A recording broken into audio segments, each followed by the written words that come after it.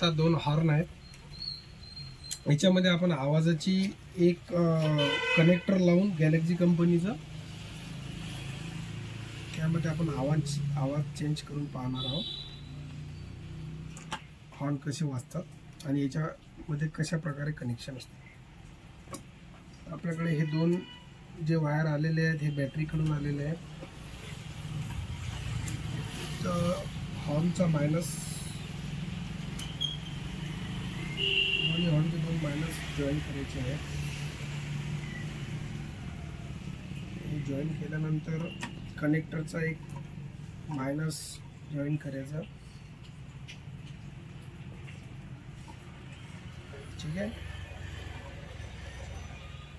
आता हा बॅटरीकडून आलेला एक जो मायनस आहे हा पण इथे जॉईन करायचा आहे.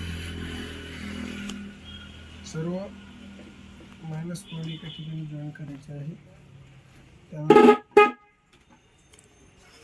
त्याच्यानंतर जे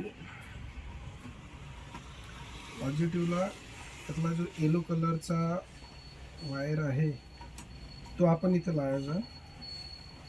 कनेक्टरच्या येलो कलरला हॉर्नचा पॉझिटिव्ह वायर नंतर आपण याला पण लावणार आहे. आता जो बॅटरीचा पॉझिटिव्ह वायर आहे त्या कनेक्टरच्या पॉझिटिव्हला लावणार आहे. आता आपला आवाज चेंज होईल.